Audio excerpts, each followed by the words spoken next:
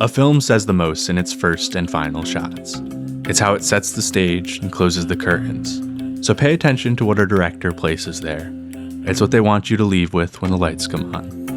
In Killers of the Flower Moon, Martin Scorsese opens on Osage elders bearing an offering, a symbol for the death of their old ways. As the totem returns to the earth, oil bubbles to the surface nearby before exploding from the ground. Music kicks in as we see black gold cover a group of dancing Osage, and we're launched into the story to come. It ends on an aerial shot of Osage land, that same earth, now spiritually transformed from 3.5 hours earlier. Again, we see the Osage dancing to the sound of a powwow's drum.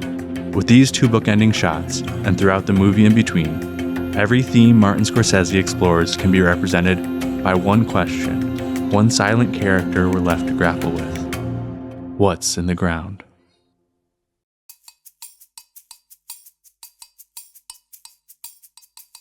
Everything stems from the power the ground holds beneath it. What's just below the surface, driving it all. Whether it's land and the rights to it, or the history it holds, a way of life clinging to it, the oil and wealth hiding within, the bodies betrayed and buried beneath, it's about a fight to stay above ground, and the story of who benefits from what's below it. Setting in place as a character is an idea that's been echoed since the dawn of high school English classes. You hear it with a lot of movies in New York City. The city is a character, an actor with no lines quietly shaping a story. I want to explore how Killers of the Flower Moon builds on that tradition, but subtly twists it. This one? Yeah, that one. You smarten yourself up. I can read, sir. The Osage, they have the worst land possible. But the good Lord, he outsmarted everybody. The land had oil on it, black gold. In film, character blocking is a way for directors to establish relationships in the scene. Look at this shot from Kurosawa's High and Low. Without a word exchange, you can pull from it the character dynamics. I think this movie narratively does something similar with Planes of Surface and how it blocks not just the characters, but the plot itself.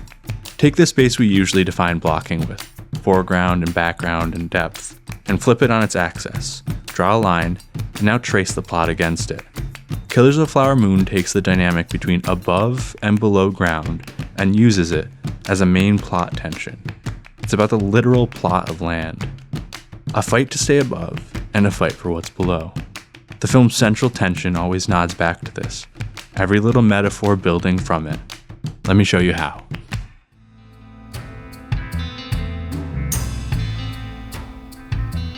Beyond the opening, the shot that made this idea click into place for me was when we see Molly after the explosion of Bill and Rita's home. She's seen standing in the basement, underground. She's surrounded by darkness. The only light pouring in falls on an older Osage woman and her family, who hold Molly in comfort as she looks up at her husband Ernest Burkhardt. The man that we know put her there. The man whose actions set the bomb in place, violence laid into the land itself, and whose greed sentenced Molly's third sister into the ground for good.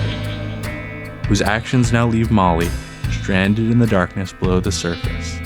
All in the name of head rights, a way to legally steal the ground beneath the feet of the Osage and the wealth that comes with it. Most Osage don't live past 50. With these women dying, with how Osage suffer from illness, you have to make it the head rights come to you. You see? Yeah. As death and burial fill the film, we're constantly being shown what's placed back in the ground so that others may benefit from what comes out. Earlier, we see a native Osage man killed at the oil rig he owns. He's dragged into a pool of black sludge, sitting half in, half out of the ground, dead and tainted, his white suit stained by the oil that paid for it. In a moment right before Henry Rowan is murdered, they cut to a group looking on at the scene, also similarly stained by oil, staring what we know is about to unfold, cold and expressionless as they wait for the order to be carried out. We can't tell if they're actually there, if they actually see this, or if they're a symbol for all of us, looking on and marked by what we're complicit in, covered in a symbol for the cold, callous greed found beneath the ground.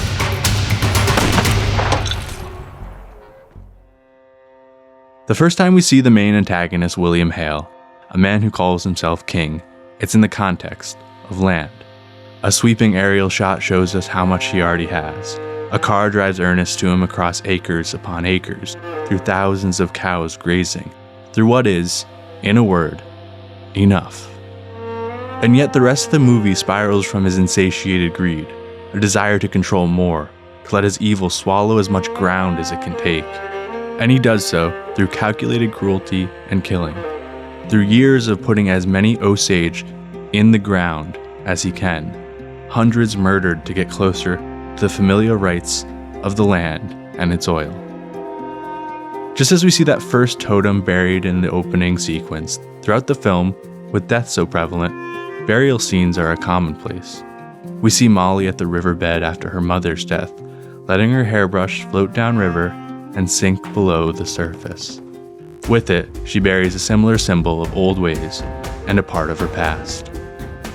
On the day she's buried, we see Anna Brown at her father's grave, the same cemetery she will later rest beneath.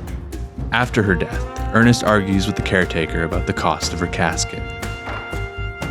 You charging me Osage prices, you think I'm thick, huh? Oh, everybody. About how much money is being placed into the earth, saying he's being charged Osage prices.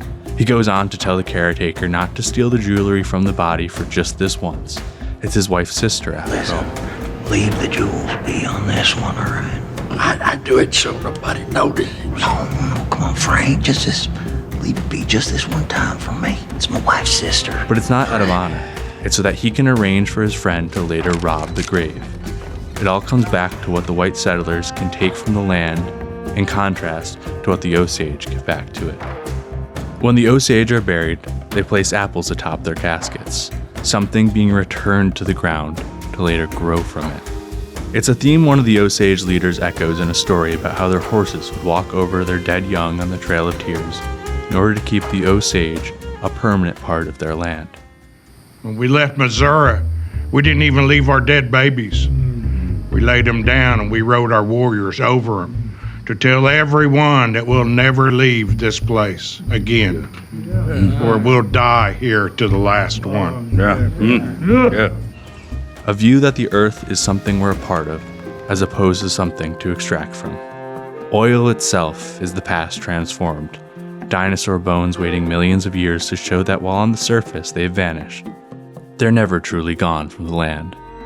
They call it the flower moon when tiny flowers spread over the blackjack hills and the prairies.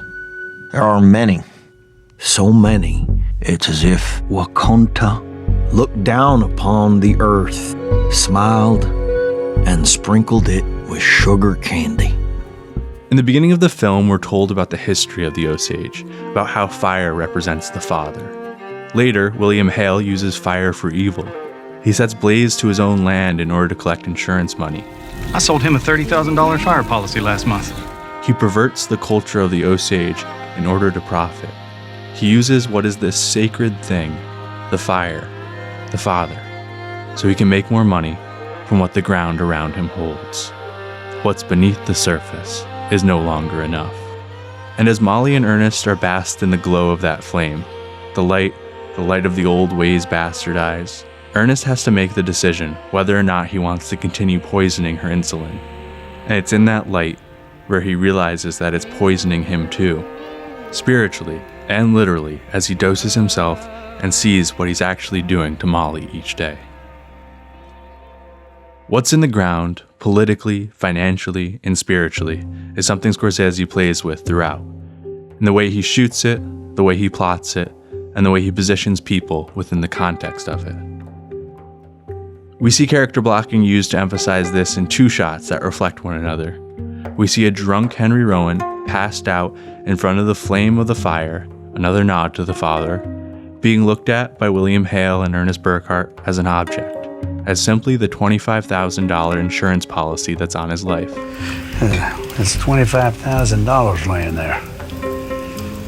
I got an insurance policy on him. It's against what he owes me. So if he succeeds in demising himself before the end of the year, I forfeit. Later, we see Ernest in a similar pose after he learns of his child's death, falling to the ground, holding on to it for comfort, as he sees that all of his greed and callously evil actions have come back around to him, that he is not entirely free of consequence. It's what's right beneath the surface that drives the entire film. The Osage are initially put on this land because white people thought it was worthless, that nothing would grow from the ground, only for the ground to make the Osage the richest place per capita on Earth. We're told that the Osage refer to flowers covering the land as the flower moon. As the wealth grew, the vultures swarmed about, waiting for death to feed their greed, killing the land along with the people of it. And as the camera flies above the Osage dancing in the film's final shot, we can feel the history stored in the ground beneath of a people who, despite it all, endured. Thanks for watching. I'm Ryan Harper. This is Niche Nonsense.